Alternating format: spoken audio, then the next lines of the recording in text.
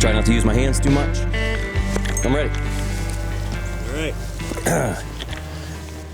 Hat look all right? You like it, don't you? You're excited about the first light. I am excited about the first light. It's a warm hat. I'm ready. All right. Action. Hey, this is Troutbitten. Thanks for joining me. I'd like to talk about the mono rig and what makes all of this work in the first place. It's what I call a tight line advantage, and that is taking a fly fishing cast and combining it with a powerful and long leader. And now that long leader allows us to get underwater presentations of the nymphs and the streamers without any line sag. And there is no consequential line sag in this system. We take the tight line advantage to nymphs. That makes sense, we're tight line nymphing. Then we take the tight line advantage over to streamers, and that's a really big deal. We take the tight line advantage to an indicator system, meaning no line on the water, instead all the line up and off the water, all the way to the indicator. Do the same thing with a dry dropper system. No line on the water, all the way up to the dry fly. Now that sounds like a lot, right? And it is, but that's what makes this system so fun, so effective, really. By just making minor, really minimal adjustments to the tippet, we can meet the trout on their own terms. We can use the same leader and the same rod all day long, really without compromise. It really is the best tool and the most effective tool all day with just those minor adjustments. So I want to show you all four styles, what the tight line advantage really looks like in all four styles. Let's get to it. It's a whole new level, bud.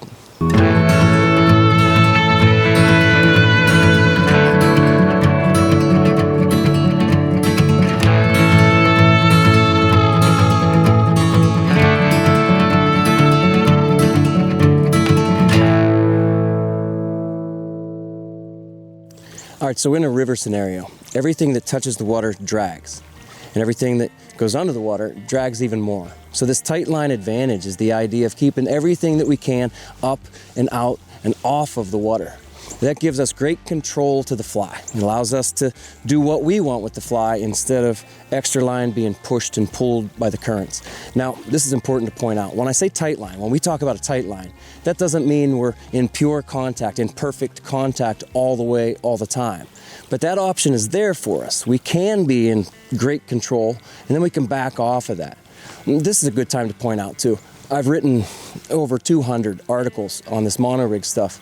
You can find them on Troutbitten. And there's an article about being tight but not too tight. And these things that we're talking about, there's a lot more there for you if you really want to dig in and learn it. And I'll definitely leave some links throughout this video. All right, so let's start with the tight line advantage to the nymphs. Tight line nymphing. This is the baseline for everything. This really, I think, is what you should learn first. Focus on being able to do this well first, and then you can take it over to the other styles. It's really not that hard. We're trying to keep everything up and out of the water. Now what you're gonna do is look to the sighter. See what the sighter's doing.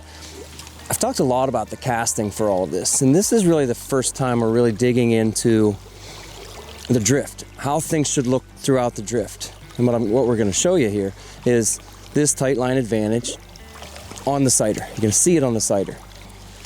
Now, if I just had weighted flies on here, you could call it a Euro nymphing rig. But again, Euro nymphing is fishing with only the flies attached to the leader. And I use split shot, I use drop shot sometimes a combination of weighted flies and split shot. So I call this a tight line rig, a tight line system, call it a mono rig. And we're taking this advantage, this tight line advantage to all these styles. Here we are with nymphing, and this is really what it looks like. Now the main thing here is you do not want to lay the sighter on the water. You want to get a cast that's upstream, where you want it to be. You don't want to lay the sighter on the water and then pick it up. I see that a lot. It's really a mistake, and then you're correcting it. Don't lay the line on the water. That takes away your tight line advantage. We are trying to get We're gonna do what I call sticking the landing. The fly goes in first, you get a fly first entry with a nice tuck cast, and then you stick the landing on the sighter so that it is immediately where it needs to be. So sometimes there's some confusion about what angle the sighter should be at and how deep. Well, that's just river dependent. It's up to the river sort of to make those decisions. But let's say you want to start off maybe learning this with a 45-degree angle, and then you're going to decide how far off the water that sighter needs to be. But aim for a 45-degree angle, and then you can vary it. Sometimes you're going to be more vertical, and sometimes you're going to be flatter. But the main thing is, don't lay the sighter on the water and then pick it up. You just want to stick the landing and have it up from the very beginning. And that's the tight line advantage to nymphing. All right, so the next one is really taking the tight line advantage over to the streamer. And this is a lot of fun. Everything we're going to show here after this point really looks a lot like the first one. The sighter is going to stick the landing. You're going to have great control from the very beginning. That's especially important on the streamer. I don't want to lay the sighter on the water. I want to have that control to the fly immediately when I put it in. By keeping that sighter up, I can manipulate the streamer however I like. I can bring it across currents just by changing my rod angle and my rod speed and stripping a little bit. By having that sighter out of the water, I have that direct contact to the streamer, and I can change its head angle. I can bring it across seams. I can lead it faster downstream. And I'm also going to have better strike detection with that extra control at the same time. You'll land more fish by having a tight line really all the way to the streamer. Once again, it's really important just not to lay the line down on the water. There are times, and I'll point this out, if I'm going to fish at distance or if there's just a different stripping thing that I want to do, there are times with this streamer especially that I'm going to lay the line on the water and fish it, I'll say more traditionally, laying line on the water and stripping. And I will use that effect of the current pushing sort of a curve into my leader to do what I want to that streamer. But for the most part, we're going to stick the landing, keep the sighter out of the water, take the tight line advantage to the streamer. All right, so let's do tight line to the indicator style. We're going to throw this indie on really below the sighter. So the indie is going to be mounted on the top of our tippet section. And this is a really big deal too. You're going to see we're going to keep everything up and out of the water, taking that tight line advantage all the way up to the indie.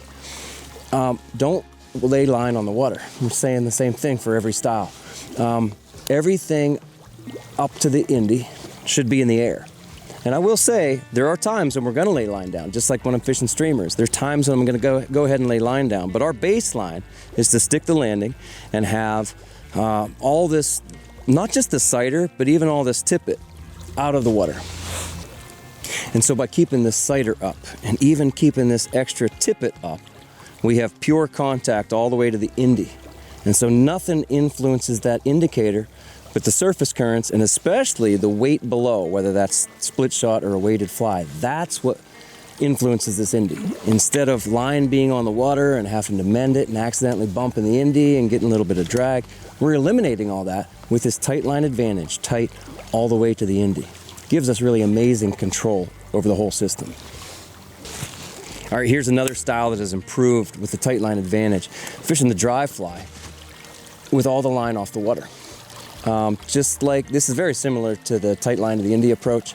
Everything stays up and off the water, so again, nothing influences this dry fly. There's no line on the water to start dragging and moving the dry fly unnaturally. There are a lot of other benefits to this. Just like the indie, and I should point this out, you want a fly first entry, I should say a nymph first entry. Get the nymph to tuck in, and then get the dry fly, in this case, to land in the same seam behind that nymph. We're doing the same thing with the indie. You want the nymph first, and then the indie to land. That is enabled really by making sure that we cast instead of lob things around. So you get back to the casting. That's what's so important. That's why the fly casting is so important. And we're sticking the landing, and the tight line advantage is right there for us. The sighter is up, and even all that extra tippet stays up and off the water. And we have no influence really to that dry fly, and yet we have that perfect contact. And you'll just get fantastic drifts on that dry fly. And if the dry is drifting naturally, then the nymph underneath is going to drift naturally too. Tight line advantage to the dry dropper.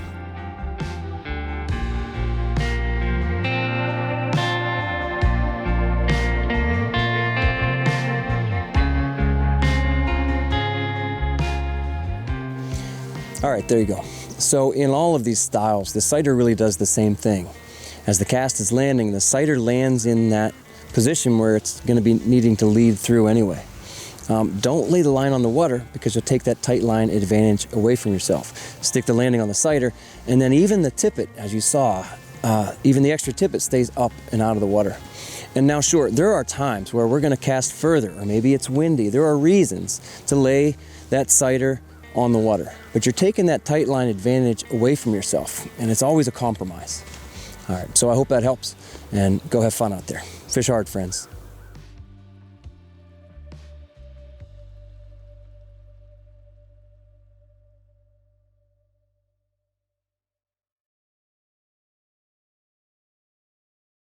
And Don't rush me. yeah. You ready? I think so. All right, let's do this. You got those weeds in your way on purpose? So, All right. what else impressive would you like to see? Catch a fish. No. It's a good joke, right? You like that? Yeah, that's good. Somebody needs to work on that. I would eat it. Hey, I'd eat it.